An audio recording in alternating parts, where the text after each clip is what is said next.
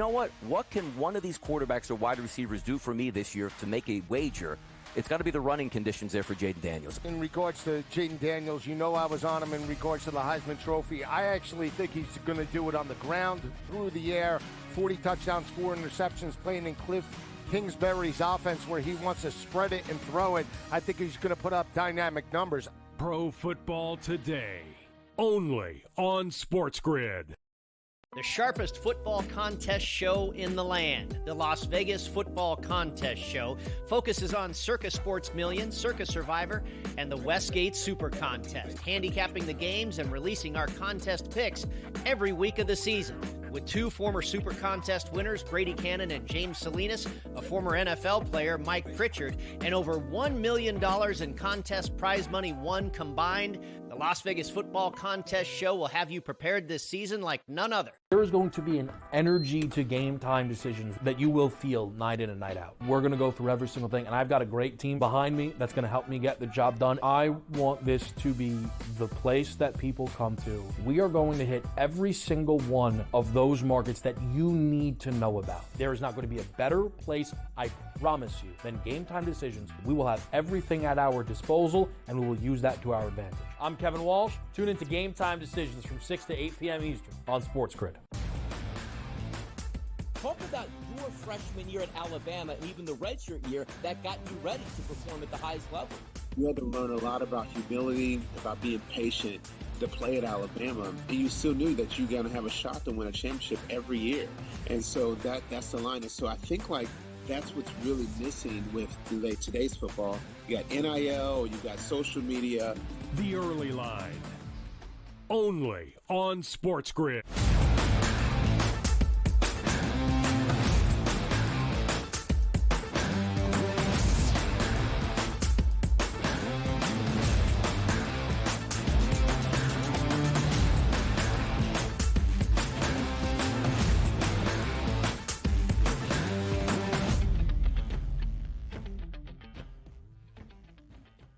Welcome to hour number 3, our third and final to start off this new week, bright and early on a Monday morning on the Early Line on SportsGrid. He is Donnie Rightside. I am Ben Stevens. We set the stage for the end of week number 2 around the National Football League regular season. Tonight in Philadelphia, it's the Eagles and the Falcons on Monday Night Football. We will continue our game breakdown here to start off this segment. We'll get the injury perspective, the insight, and the analysis from Dr. David Chao in our next segment together. The prop perspective later on in this third and final hour, and some picks and best bets for you before we go. DRS, let's hear from the people before we really dive into anything here around Monday Night Football to see what the public is thinking when it comes to Monday night. What is the best bet for Monday Night Football between the Eagles and the Falcons? That was the question to all of you in Fade the Public.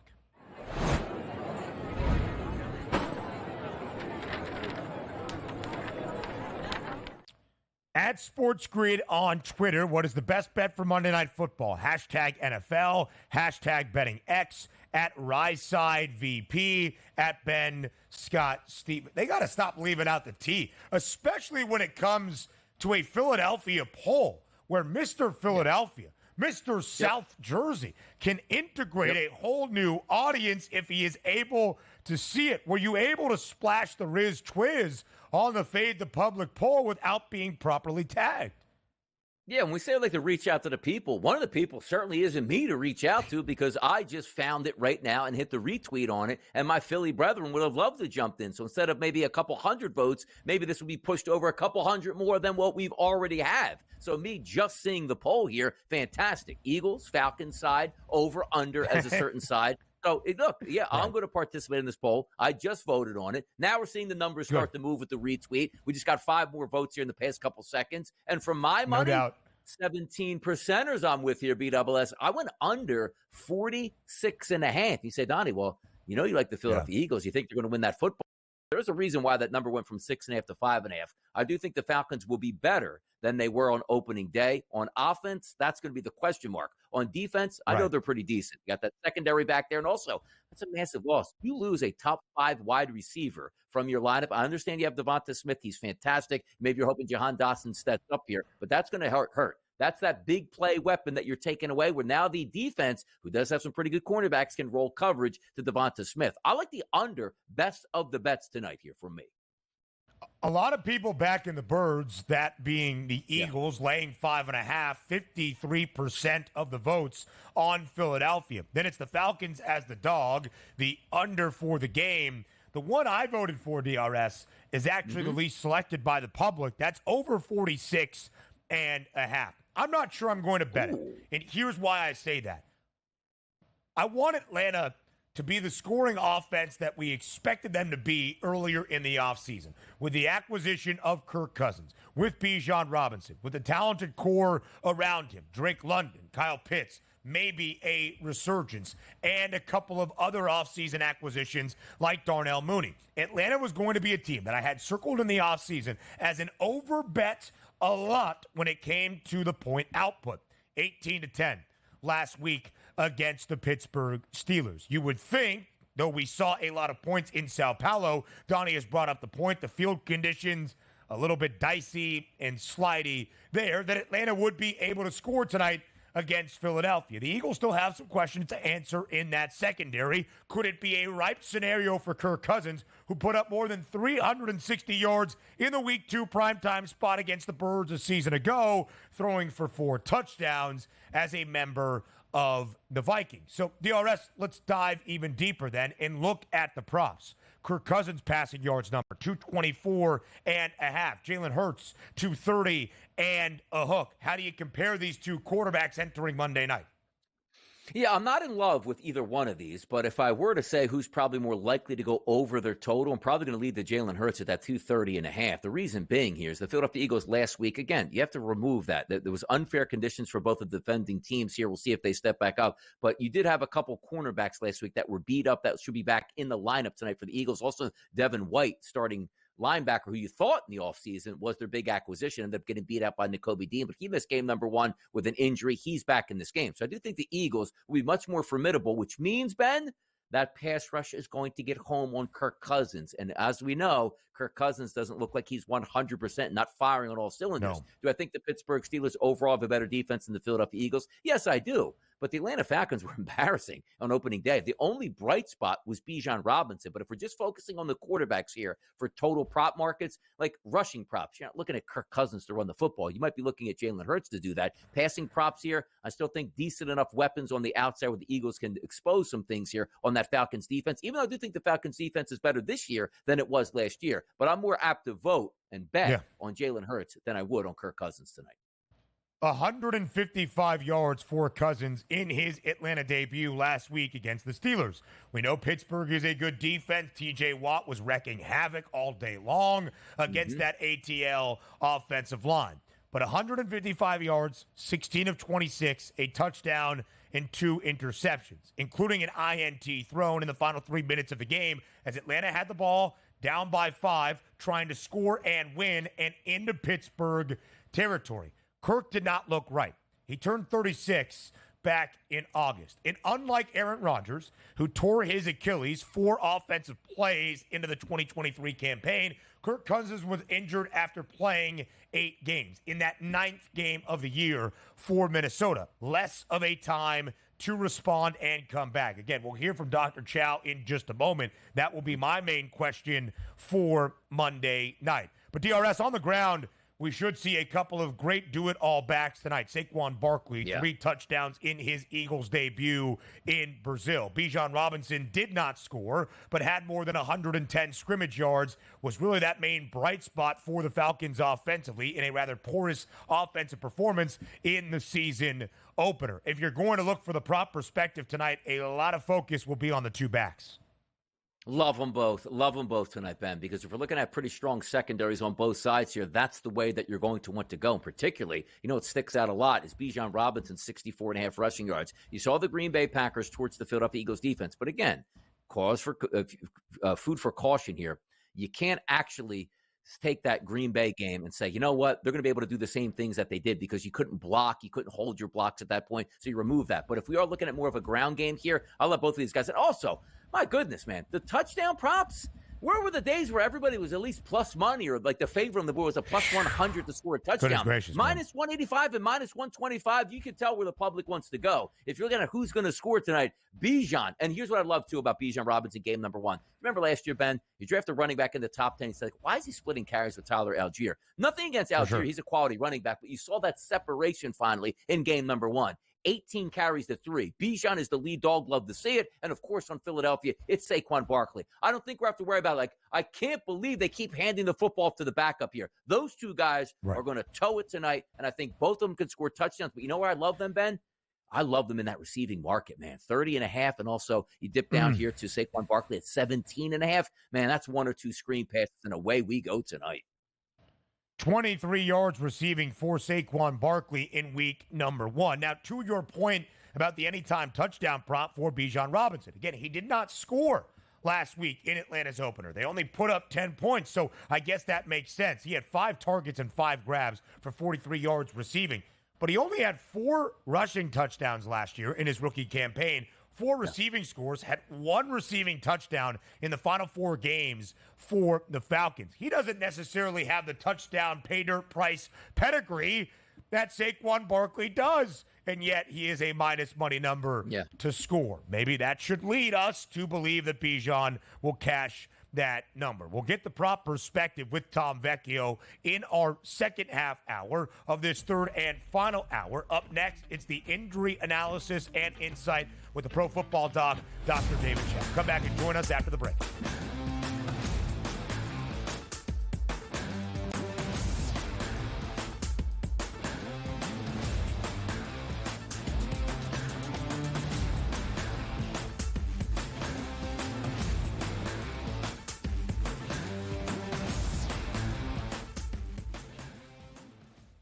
There's going to be an energy to game time decisions that you will feel night in and night out. We're going to go through every single thing, and I've got a great team behind me that's going to help me get the job done. I want this to be the place that people come to. We are going to hit every single one of those markets that you need to know about. There is not going to be a better place, I promise you, than Game Time Decisions. We will have everything at our disposal, and we will use that to our advantage. I'm Kevin Walsh. Tune into Game Time Decisions from 6 to 8 p.m. Eastern on SportsGrid. You know what? What can one of these quarterbacks or wide receivers do for me this year to make a wager? It's got to be the running conditions there for Jaden Daniels. In regards to Jaden Daniels, you know I was on him in regards to the Heisman Trophy. I actually think he's going to do it on the ground, through the air, 40 touchdowns, 4 interceptions, playing in Cliff Kingsbury's offense where he wants to spread it and throw it. I think he's going to put up dynamic numbers. Pro Football Today, only on SportsGrid. The only streaming sports betting network. Tips, info, and insights to up your IQ. It's smarter to be on SportsGrid. New to the Live Golf Plus app. Watch Live Golf any way you want it. Follow any group. Replay any shot. Anytime, anywhere. Any questions? Watch Live Golf live and on demand. He had 4 grabs in the first half for just over 30 yards, was injured, came back in briefly, and then had to be carted off. We were pessimistic on Puka Nakua's injury to the same right knee, of that being a nothing, just a bursa, and that's it, as per Sean McVay. We felt there could be a small PCL component. The Early Line, only on SportsGrid.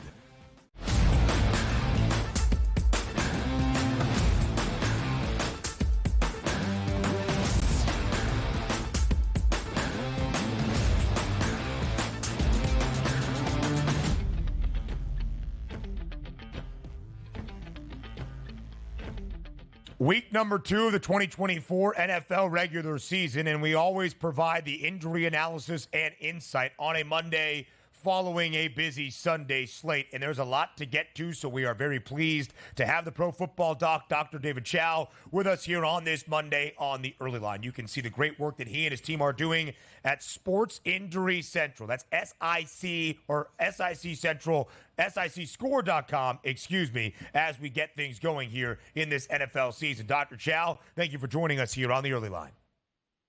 Thanks for having me. Yep, 6 Score is what it is. SixScore.com. All right, Dr. Chao, the big news on this Monday morning, tweeted out in the last half an hour from NFL Network's Ian Rappaport. Isaiah Pacheco injured yesterday in the marquee matchup against the Bengals, left the stadium in a walking boot and on crutches. The initial tests are saying it is a fracture to his fibula. What does this mean for Pacheco's future this year in 2024? Well, we got a lot of good injury analysis this weekend. This one, I have to be honest, I didn't see by video to be an ankle fracture, right? And now there's reports of ankle fractures, but we don't delete tweets. Now, the latest report from Adam Schefter is they need an MRI to confirm whether it's a fibular fracture or is there a ligament or something else. Stadium x-rays are usually very diagnostic for fractures. Perhaps it's a hairline non-displaced fracture or it's a ligament. So I guess if you can't tell by stadium x-rays, maybe people don't hate on me too much for not being able to tell off a video. But in any case, not seeing this as a season ender, it's going to cost them a lot of time likely, but the Chiefs could get him back for a late season playoff run. Doc, we all saw the major concussion that Tua Tagovailoa did suffer in that primetime game against the Bills. It's not so much about when he's going to come back, Doc, but can you tell us what's the process that Tua Tagovailoa is going through from the game itself till today on some of those tests, and also how they determine when he could possibly be cleared? Well, to me, there's no doubt he's going to see multiple neurologists or neurosurgeons and get lots of good opinions. It's hard to say. Every concussion you could argue is a major concussion. No two concussions are the same. Certainly he got hit by DeMar Hamlin, but he also hit the back of his head on the turf. And you guys are showing the pictures and images right there. And this is arguably his 5th concussion in 5 years, 1 in college, 2 diagnosed, but you can argue 3 in 2022, and now this one. Is this career threatening? Absolutely. Every single concussion can be said to be that. But with 5 in 5 years, it is career threatening. Is he going to come back in 1 or 2 weeks? No. It's going to need a longer absence. Is this career ending? Not necessarily. If symptoms linger, it indeed will be career ending. If symptoms go away quickly, then he may have a chance to go back. Let him determine that. The posturing, the fencing doesn't really relate to the seriousness of it, even though it looks bad to the general public. And note, he's not the highest number of concussions in the league. We focus on Tua because of the controversy in 2022. And, of course, he's a quarterback, premier position. But Mitch Morris, now with the Jaguars Center, with the Buffalo Bills before, has 6 documented concussions in his NFL career. Pat Freiermuth has had 3 in his first young early career at tight end. So it remains to be seen, and it will be an individual decision along with the doctors. Really good medical information there and the process of what is happening behind the scenes for Tua Tagovailoa and Miami. Tua telling NFL media over the weekend he has no plans to retire. It will be his decision along with his loved ones and his family. Dr. Chao, early in this year, there might not be a banged-up team more than that of the LA Rams. Yesterday on the road in Arizona, they got beat bad, 41-10. And with Puka Nacua on injured reserve, many offensive linemen already dealing with injury, Cooper Kupp exits the game early as well. What is the field view or the 6 score overall of the LA Rams saying on this Monday? Well, look, Cooper Kupp rolled his ankle. We're hoping it's not serious, an E-version ankle sprain, a different type of high ankle sprain. We'll see if he can come back or not. The only silver lining for the Rams is they're about to get their left tackle back, and that's the only silver lining. The whole left side of the offensive line has been out and a disarray with the center sliding over, et cetera. That's why we had 2 favorite games this week at 6 score. And we don't handicap games. We just do it off of field view and do the analysis. Our 2 favorites were the Arizona Cardinals and the other one was the Minnesota Vikings. Even though in our own war room, we were nervous about the Vikings against the 49ers. That's what our numbers said, and it bore out.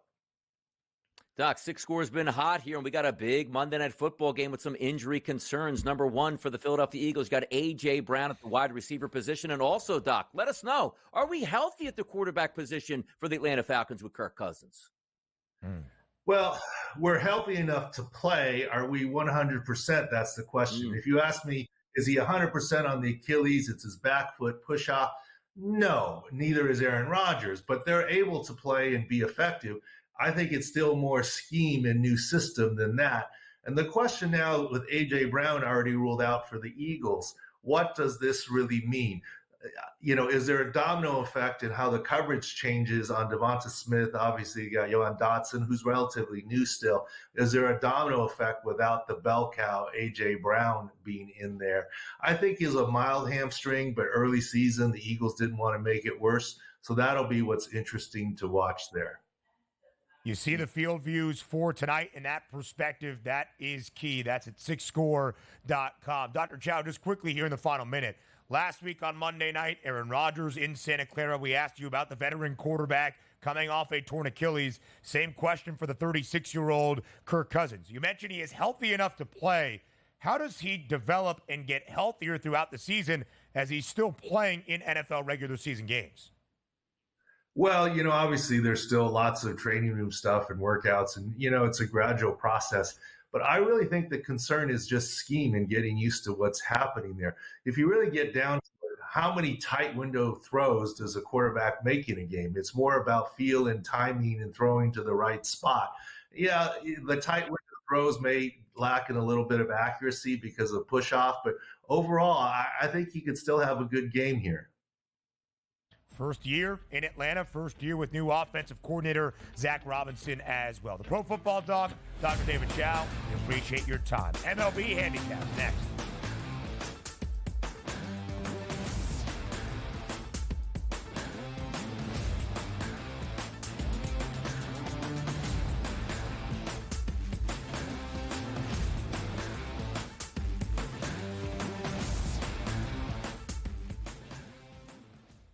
There is going to be an energy to game time decisions that you will feel night in and night out. We're going to go through every single thing, and I've got a great team behind me that's going to help me get the job done. I want this to be the place that people come to. We are going to hit every single one of those markets that you need to know about. There is not going to be a better place, I promise you, than Game Time Decisions. We will have everything at our disposal, and we will use that to our advantage. I'm Kevin Walsh. Tune into Game Time Decisions from 6 to 8 p.m. Eastern on SportsGrid. You know what? What can one of these quarterbacks or wide receivers do for me this year to make a wager? It's got to be the running conditions there for Jaden Daniels. In regards to Jaden Daniels, I was on him in regards to the Heisman Trophy. I actually think he's going to do it on the ground, through the air, 40 touchdowns, 4 interceptions, playing in Cliff Kingsbury's offense where he wants to spread it and throw it. I think he's going to put up dynamic numbers. Pro Football Today, only on SportsGrid. The only streaming sports betting network. Tips, info, and insights to up your IQ. It's smarter to be on SportsGrid. New to the Live Golf Plus app. Watch Live Golf any way you want it. Follow any group. Replay any shot. Anytime, anywhere. Any questions? Watch Live Golf live and on demand. He had 4 grabs in the first half for just over 30 yards, was injured, came back in briefly, and then had to be carted off. We were pessimistic on Puka Nakua's injury to the same right knee, of that being a nothing, just a bursa, and that's it, as per Sean McVay. We felt there could be a small PCL component. The Early Line, only on SportsGrid.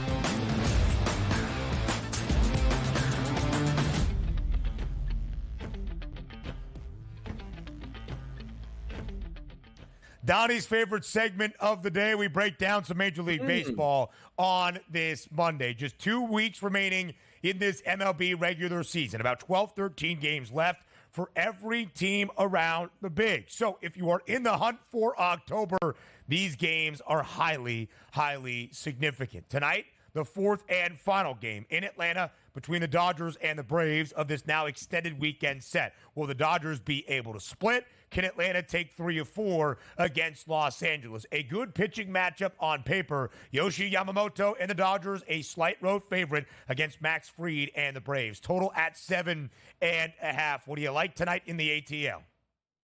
Yeah, we take a look at Yamamoto coming back to the mound. Not a lot of extensive work just yet, so they're trying to sort of stretch him out, Ben, right? You want to get 3 to 4 innings in, then 4 to 5 in, then 5 to 6. So come playoff time, you'll be able to be a dominant starter. And maybe we can get that. But if we're looking at season-long numbers, Yamamoto's been fantastic. The one thing we know about the Atlanta Braves, sometimes their hitting can be questionable at best. They do line up decently against right-handed pitching, but really the focus is going to be that lineup for the Los Angeles Dodgers. That, by the way, last 30 days against left-handed pitchers, which Max Fried will be on the mound for, they've been sensational. Outside of Freddie Freeman, who's a lefty, Miguel Rojas, everybody else been in that lineup for the past month. Positive ISO power number and positive weighted on base percentages here. But if you line up Max Fried, his last 30 days, 128 batters he's faced, how about a 127 ISO and a weighted on base percentage of 291? He has been really good. So for my money tonight, I think you're taking a look at the Dodger pitcher on the mound. Give me 5 to 6 innings there of quality baseball. I think Fried can hold down those Dodgers bats, which I told you have been very good against left-handed pitching. I do think we stay under 7.5. I don't think we get 8+ runs tonight in a playoff-type atmosphere. The Braves, an ever so slight underdog at home. They are tied for the third and final National League wildcard spot alongside the New York Mets. The Amazons at home. They start a long homestand for the next 7 days this week. Tonight against the Nationals, Sean Manaea on the bump. They're nearly a $2 home favorite. Must win for New York. We'll see if the Braves can take this extended weekend set over L.A. The Dodgers now looking up by 2 games at the Philadelphia Phillies. The Dodgers still in front of the Brewers, though, for what would be that first round bye out of the wild card round. Milwaukee at home. They host Philadelphia. Philly, first, the best record in the National League. The Brewers with a double-digit lead for the National League Central. Third best mark in the NL. And now an even pick 'em at -108 on both sides tonight in Wisconsin. Who wins? Yeah, Phillies back-to-back winners here coming back. Now you're going to go on the road. You got Ranger Suarez in the mound. You're hoping he comes back to the form we saw over the first couple months of the season. But the focal point is going to be Aaron Savali on the mound here for the Milwaukee Brewers. You look at his seasonal numbers, about average. ISO power number 188 against weighted on base percentage against a 333. He said it's doable. But over the last 60 days to actually, you know what? Forget it, 60 days. Let's just go 30 days. 86 batters he's faced, Ben. 167 ISO, weighted on base percentage of 261. That's going to be good. Against right-handed batters, he's faced 48 of those over the past month, a 143 ISO, and a 269 weighted on base percentage. The Phillies haven't necessarily been hot over the past couple weeks at the plate. This game, again, I think this one stays under because you're still looking at the Phillies are going to the playoffs. The Brewers are going to the playoffs. But as you pointed out, the Phillies want to stay clear of the Los Angeles Dodgers. You take a look at Milwaukee. They want to chase down the Los Angeles Dodgers. So I think we get an under here and a pretty competitive game. We will see tonight in Wisconsin 2 teams that had a great weekend. San Diego sweeping San Francisco. The Padres comfortably in that top NL wildcard spot. Houston sweeping the Angels, as one would hope. They now lead the American League West again by 4.5 games over Seattle. They face off tonight in San Diego. The Padres will throw out Yu Darvish. Spencer Arrighetti on the other side for the Astros. Another pretty low total at 7.5. San Diego, a home favorite. What do you like? I'm going to flip the script. Let's go over in this game. The reason I say that is Spencer Arrighetti's on the mound. He's been much better over the past couple months that he did to start the season, which should help. But if you're looking at that Padres lineup against right-handed pitching, Ben, 6 positive batters with ISO power numbers and weighted on base percentages. Let's flip this over to Yu Darvish on the mound. You want to see him be that dominant pitcher that we saw over the past, let's just say, 5 to 10 years. That could really help San Diego. But his last 30 days back coming off the IL, they haven't been great. Also, that Houston lineup, first 6 batters, 160 ISO, 266, 214, 571, 171, and 289 respectively against right-handed pitching over the past month. So typically in a pitcher's ballpark and also in a playoff type atmosphere, I usually lean towards the under. We're going to go over 8 runs tonight, see if we can get some contrarian action late night. More history for us in MLB today. It's Skeens Day XXI. That's Paul Skeens Day, number 21 in the history of MLB. The Pirates, a road favorite in St. Louis. Skeens, 10-2 with a 2.10 ERA this year. He's still been darn good. The prop perspective on this Monday with Tom Vecchio next.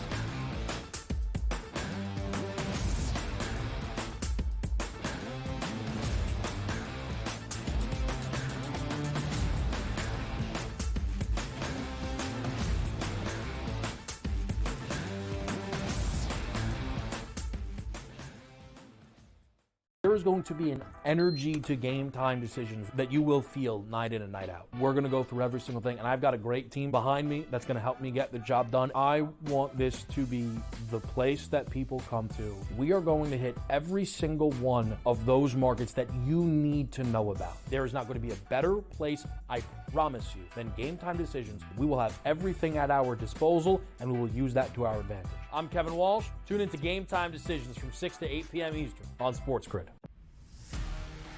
You know what? What can one of these quarterbacks or wide receivers do for me this year to make a wager?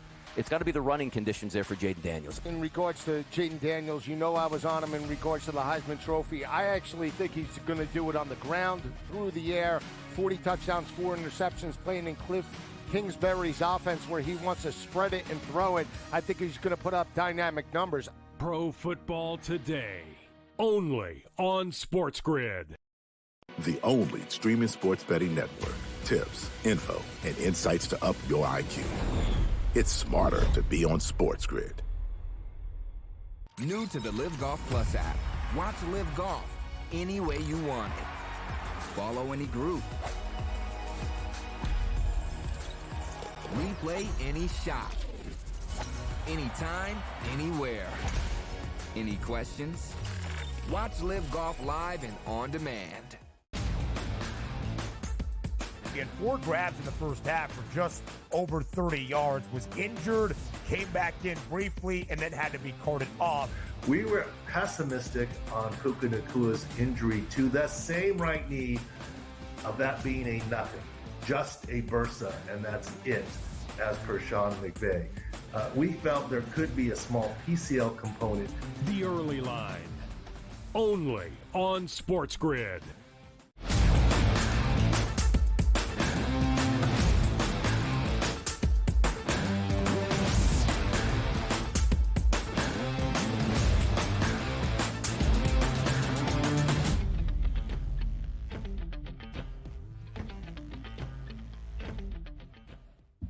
Monday Night Football to end out week number 2 of the 2024 NFL season. It's a prop perspective here on this Monday with SportsGrid's Tom Vecchio. Vecchio, as always, we appreciate the time. Thank you for being here on this Monday. Excited to dive in to Monday Night Football in Philadelphia between the Eagles and the Falcons with you. Yeah, let's get things going. We have an interesting game. This is the 3rd straight season that Kirk Cousins is playing the Eagles. Yeah. In week 2, which is a little bit bizarre. It's primetime Kirk. Injuries on the Eagles side with A.J. Brown not playing. We want to see a bounce back, or at least I want to see somewhat of a bounce back from the Falcons offense overall. Let's dive in.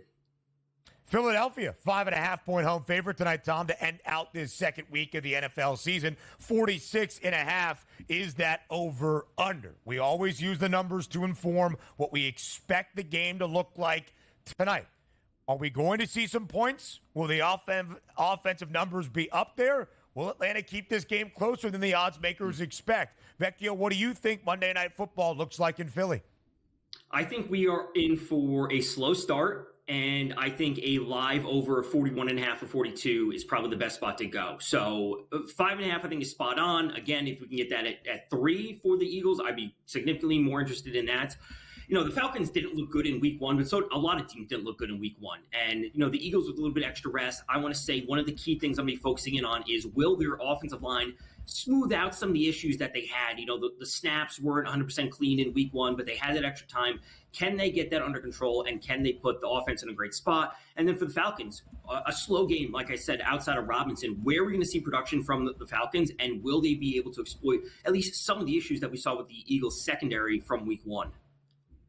Yeah, it should be fun to watch you play because we're still in week 2 mode where yesterday we watched the majority of teams close out their week 2. Who's good, who's bad, who bounced back from week number 1. We don't necessarily have that. And also, it's 2 tough performances, Tom, as you said, really, to grade. Atlanta's week 1 performance on offense is Kirk Cousins healthy. What's going to take place? They played a very good Pittsburgh Steelers defense. Then the Philadelphia Eagles on that ice skating rink down in Brazil. Are they really this bad on defense stopping the run, or will they be able to get off blocks? We'll find out. But let's get to the quarterback equation of this. Jalen Hurts versus Kirk Cousins. If we're looking at the passing props here, Jalen Hurts currently listed at the FanDuel Sportsbook at 229. Kirk Cousins just below him at 224. If you look at the passing touchdowns, obviously both of them at 1.5, but juiced to the plus 122 for Hurts and for Kirk Cousins, plus 148. Which quarterback are you looking at tonight with possibility of some props, Tom? It wouldn't surprise me if Hurts has a good game, but still hits the under on his touchdown prop just because they're going to get to the red zone. They don't have that big target with A.J. Brown. Not to say there aren't options in the passing offense that I like for a touchdown. We'll get to that in a few minutes. But I wouldn't be surprised if he hits the under and he rushes one in and Saquon rushes one in and he has one passing touchdown. So I'm a little bit hesitant when it comes to that passing number for the touchdowns at least. For Kirk Cousins, I think the yards are probably the spot to be going. If they fall behind, they're going to be put into a passing game script. They gave him all this money for a reason. They gave it to him because they need a boost in offense. They have a completely new offensive scheme, a new OC, new head coach, et cetera, et cetera. So let's kind of flex that. And we saw some of the big plays by the Packers receivers in week 1. They have some of that talent with Drake London. So if they can show that, that'll put Kirk Cousins in a good spot to hit you over. I don't want to talk about primetime Kirk and his inability to cover, win games, whatever it might be. I think the stats will be there for Kirk Cousins tonight. Whether they come away with the win, I'm not so sure about. It is interesting, Vecchio, because you do mention 3 consecutive years for Kirk Cousins in week 2 in a primetime spot in Philadelphia. Of course, the prior 2 with the Vikings. 2 years ago in 2022, it was not a good game for Minnesota or Kirk. Philly won that game 24-7. Kirk Cousins had 3 interceptions. Last year, the Vikings technically covered by the hook in a high-scoring game, 34-28. Minnesota 6.5-point underdog. He threw for 364 yards and 4 touchdowns. So outside of the quarterbacks, let's go to their backfield mates and Bijan Robinson and Saquon Barkley. Both guys putting up more than 110 scrimmage yards in week number 1. Saquon scored 3 times, 2 rushing, 1 receiving. Bijan did not find pay dirt as Atlanta only scored 10 in a season-opening loss against Pittsburgh. When you look at these two, who can do it all, what gets your main attention? Honestly, the over for both of them when it comes to combined rushing plus receiving, and I think it fits the game script kind of regardless of what happens. We know the Eagles are going to be without A.J. Brown, and if they want to run the ball a little bit more and or they're ahead, that just plays into Saquon having a ton of carries and controlling the clock, and he piles up yards because he's awesome, and they're just going to be moving the ball. And if we see Robinson, they fall behind, he's going to have his rushing attempts, which gives him a good baseline. But then the receiving work from him, I think, can be very interesting. We didn't see a whole lot of it from Josh Jacobs in week 1, but Robinson does play a good role. His receiving prop is sitting at 4.5 receptions, so he's going to be playing a role in the receiving game. So again, a combined over for either of them, if you just have a side that you want to, you think the Falcons cover and you just want to roll with Robinson, totally fine. I'm on board with that. And if you think the Eagles roll and they're out and ahead and Saquon just has a big game because of that, I think that's totally fine as well. I don't think there's really a wrong way to go about at least the backfield tonight. With A.J. Brown out, brings up a lot more opportunities on the Philadelphia Eagles side to try to buy low at that position. Devontae Smith, who last week here, before we got the news that A.J. Brown was going to miss this game, was hovering around the 60-yard mark. He was actually as high as 73.5 at the FanDuel Sportsbook this morning, back to 71.5. Drake London, 57.5 here for Atlanta. A couple tight ends, Pitts and Goddard, 41 and 43.5 respectively here. And also, Jahan Dotson. Didn't see much work in week number 1. Looks like he's going to be thrust into that starting role at 27.5. How are you approaching the receiving props here, Tom, tonight?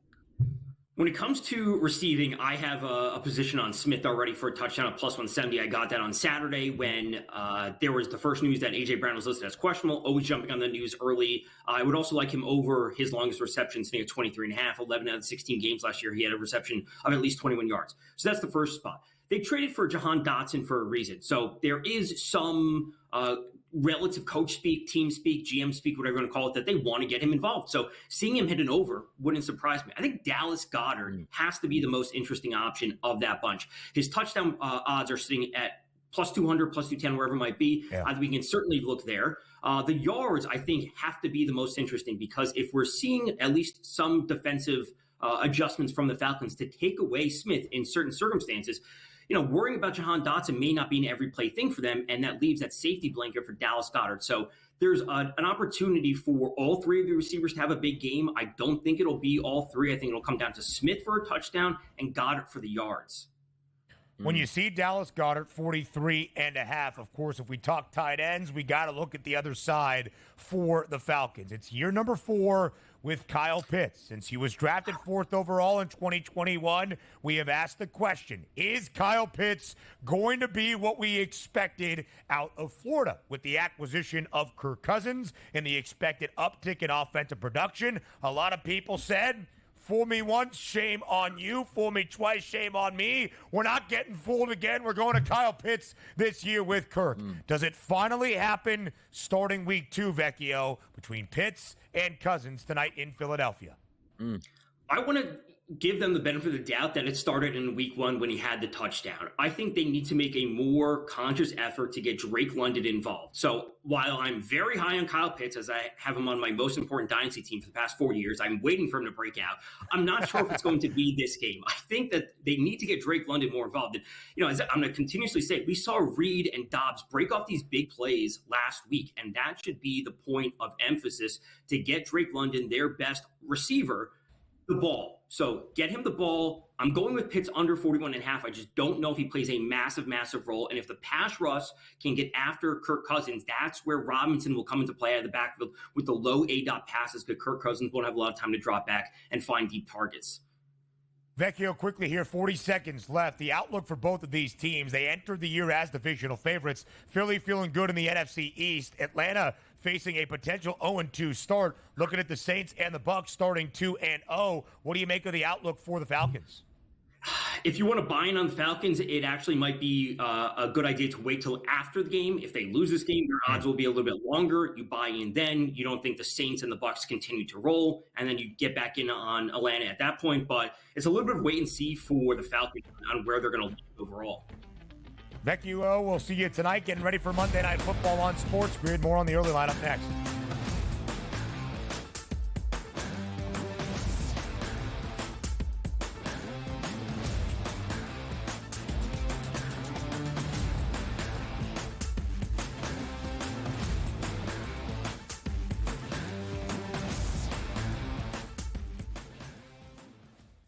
There is going to be an energy to game time decisions that you will feel night in and night out. We're going to go through every single thing, and I've got a great team behind me that's going to help me get the job done. I want this to be the place that people come to. We are going to hit every single one of those markets that you need to know about. There is not going to be a better place, I promise you, than Game Time Decisions. We will have everything at our disposal, and we will use that to our advantage. I'm Kevin Walsh. Tune into Game Time Decisions from 6 to 8 p.m. Eastern on SportsGrid. You know what? What can one of these quarterbacks or wide receivers do for me this year to make a wager? It's got to be the running conditions there for Jaden Daniels. In regards to Jaden Daniels, I was on him in regards to the Heisman Trophy. I actually think he's going to do it on the ground, through the air, 40 touchdowns, 4 interceptions, playing in Cliff Kingsbury's offense where he wants to spread it and throw it. I think he's going to put up dynamic numbers. Pro Football Today, only on SportsGrid. The only streaming sports betting network. Tips, info, and insights to up your IQ. It's smarter to be on SportsGrid. New to the Live Golf Plus app. Watch Live Golf any way you want it. Follow any group. Replay any shot. Anytime, anywhere. Any questions? Watch Live Golf live and on demand. He had 4 grabs in the first half for just over 30 yards, was injured, came back in briefly, and then had to be carted off. We were pessimistic on Puka Nakua's injury to the same right knee, of that being a nothing, just a bursa, and that's it, as per Sean McVay. We felt there could be a small PCL component. The Early Line, only on SportsGrid.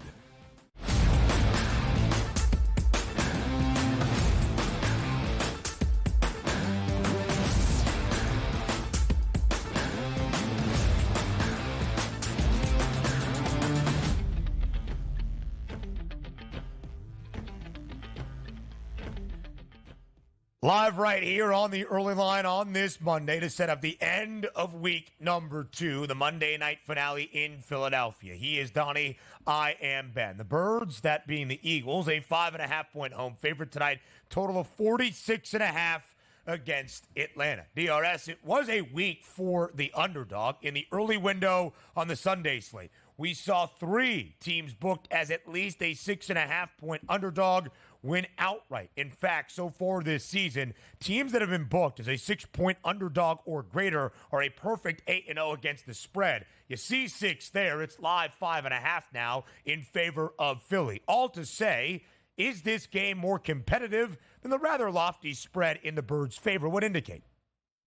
Oh, it will be. No doubt about it. And also, by the way, a little bit of action at the FanDuel Sportsbook here, dragging that price down to 45.5 as a total within the past couple minutes. So I think a lot of people are looking at this game saying we might be hunkered in to a defensive struggle, which is kind of crazy. Open up the year, what did we love about Atlanta? It wasn't necessarily the defense. Hey, Kirk Cousins, good quarterbacks and weapons down there. And the Philadelphia Eagles with one of the most talented offense pound for pound in the NFL, particularly at the skill positions. Now we're talking about the 47.5 down to 45.5. Make some sense, right? And also, the Eagles coming in well-rested here off of a performance in Brazil. And then you see Atlanta last week playing on last Sunday, now getting to the Monday. So we should be healthy enough in this game with A.J. Brown down. But it still leads me, like I think the under should be the right play in this game. But also, sometimes there's value if it continues to go down because the hot button right now is on those unders. There still are weapons on both sides here and a lot of question marks on each side. Are the Atlanta Falcons healthy? Was last week Kirk Cousins playing coy? Can he stand up in the pocket? He's going to struggle because it's a Monday night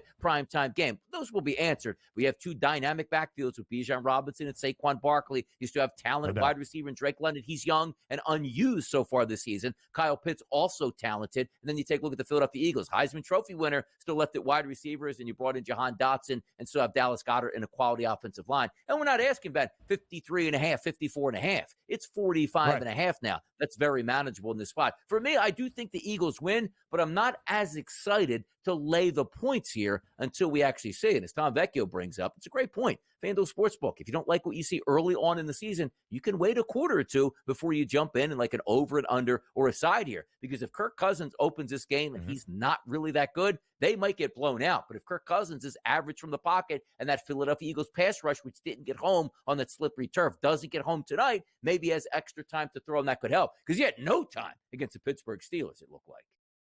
And you could do that with the Crew, Pro Football Today, but tonight it's called NFL Football In-Game Live Game Day for Monday Night Football between the Falcons and the Eagles. Donnie right side, Joe Lisi, and Kevin Walsh. Total working its way down. It was 46.5 just about an hour ago. The under had the hefty juice, which has moved it down to 45 and a hook, and the under still has the juice. I will be fascinated, Donnie, because I circled this game early in week 2 and said to myself, this is the time for the Falcons offense to be the scoring output team that we expected with the acquisition of Kirk Cousins. But just how healthy is Kirk last week? 16 of 26. 155 yards, a touchdown pass to Kyle Pitts. That was the only positive. 2 interceptions, including as the Falcons were driving into Steelers territory, under 3 minutes remaining in regulation, down by just a single score. Trying to win the football game at home. He throws his second costly interception of the game. He's a 36-year-old quarterback coming off a torn Achilles that he suffered in the 9th game last year for Minnesota, or the 8th game for Minnesota. Regardless, it's not the same timetable even for Aaron Rodgers, who was a little bit shaky and rusty on Monday night last week. Kirk Cousins, though, does have at least some experience in these spots. Not just primetime. We'll talk primetime record in a second. But week 2 in a primetime game in Philadelphia. This will be the 3rd straight year he has done so. The previous 2 with Minnesota, the Vikings lost by at least 6 points in Philly. Last year, Kirk threw for more than 360 and 4 touchdowns. Donnie, do you buy in at all to the primetime Kirk Cousins narrative? This will be his 33rd primetime start in his NFL career. He's 12 and 20 straight up. He is 3 and 10 outright on Monday Night Football. Not necessarily. And here's why I say that. Because if you're just betting that, fine, it's a trend, you want to use it, go ahead. But he doesn't perform on prime time. Don't use to get the prime time games because it's a really good competitor that you're going up against and maybe just didn't measure up against that team. So I like to take a look at things on an individual basis on a night-to-night, the way it moves here. But I do think, again, he's coming in as the underdog. Theoretically, he's supposed to lose this game, and he should not have as good a game as Jalen Hurts because he's not the favorite and he's on the road. And also, coming off of week one, the narrative would be different if they beat the Pittsburgh Steelers 37-27, right? But they couldn't move the football, and partly was because we're worried about Kirk Cousins is healthy or not. So, of course, I always like to say, don't outsmart yourself tonight. Hey, I think he's going to have a great bounce back. He might be able to do that, but what I saw in week number one, I'm going to need to see something much better in week number two to sort of press that lever down. So for me in this game, I'm really looking at that depressed wide receiving market, particularly with the Philadelphia Eagles outside of Devontae Smith. Tight end, as we talked with Tom, Dallas Goedert makes a lot of sense. We want to see if Jahan Dotson, 27.5 isn't much if you're a starting wide receiver in the NFL where Jalen Hurts is going to drop back probably 30-plus times tonight. He should be able to get his opportunities, and he's rightful saying, Howie Roseman's the general manager. Spent a third-round pick on this guy. Coach, you're going to use him here because you ain't going to make me look bad. So that's also one of those things. But also, running back position tonight, Saquon and Bijan, they need to be the cornerstones of your parlay markets tonight. Those two guys will get a lot of work in, Ben, I believe. And that was going to be my follow-up question, DRS. 17.5, Saquon Barkley's receiving yards prop, 30.5, the same number for Bijan Robinson. Combined rushing and receiving, 98 and a hook for Saquon, 101.5 for Bijan Robinson. Both guys over those two numbers. Saquon scored 3 times in Brazil. Bijan Robinson did not find pay dirt in week number 1, and yet both heavily juiced to at least score 1 touchdown tonight.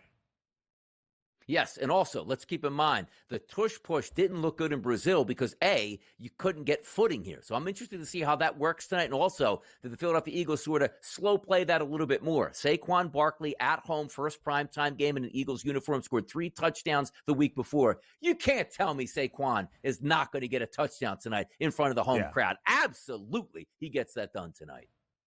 111 scrimmage yards for Bijan Robinson, 43 in the receiving category, 132 for Saquon Barkley, and 3 total scores, 2 rushing, 1 receiving in the Sao Paulo opener against the Packers. DRS, we send you into the money line, my friend. Enjoy tonight on In Game Live. You and I will talk on what day? Thursday? Miss you during football season, man. College football thoughts next.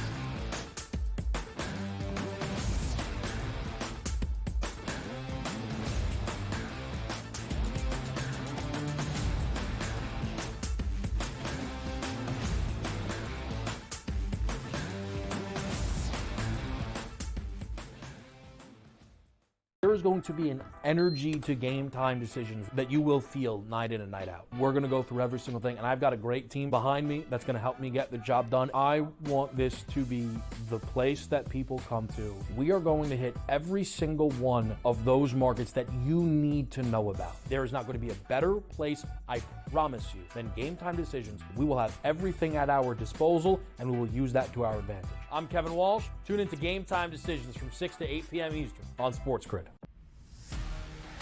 You know what? What can one of these quarterbacks or wide receivers do for me this year to make a wager? It's got to be the running conditions there for Jaden Daniels. In regards to Jaden Daniels, you know I was on him in regards to the Heisman Trophy. I actually think he's going to do it on the ground, through the air, 40 touchdowns, 4 interceptions, playing in Cliff Kingsbury's offense where he wants to spread it and throw it. I think he's going to put up dynamic numbers. Pro Football Today, only on SportsGrid. The only streaming sports betting network. Tips, info, and insights to up your IQ. It's smarter to be on SportsGrid. New to the Live Golf Plus app. Watch Live Golf any way you want it. Follow any group. Replay any shot. Anytime, anywhere. Any questions? Watch Live Golf live and on demand. He had 4 grabs in the first half for just over 30 yards, was injured, came back in briefly, and then had to be carted off. We were pessimistic on Puka Nakua's injury to the same right knee, of that being a nothing, just a bursa, and that's it, as per Sean McVay. We felt there could be a small PCL component. The early line. only on SportsGrid.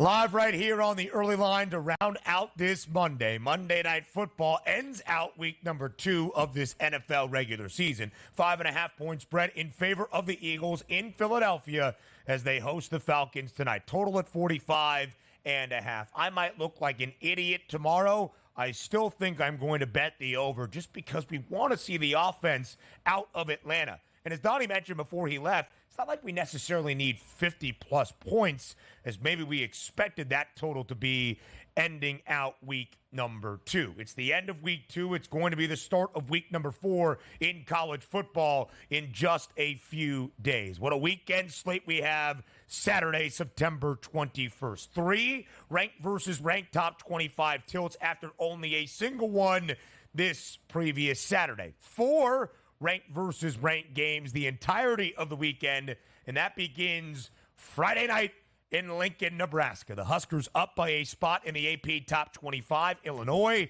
back inside the AP poll for the first time in 2 years. So now the Nebraska-Illinois game, known as Nebranois, is a ranked matchup. The Huskers, an 8.5-point home favorite in Memorial Stadium against the Illini. This is the first ranked versus ranked game between two teams inside the AP Top 25 in Lincoln, Nebraska since 2013. It is a sign of the times for the Huskers. They are 3-0 for the first time since 2016. Illinois also 3-0.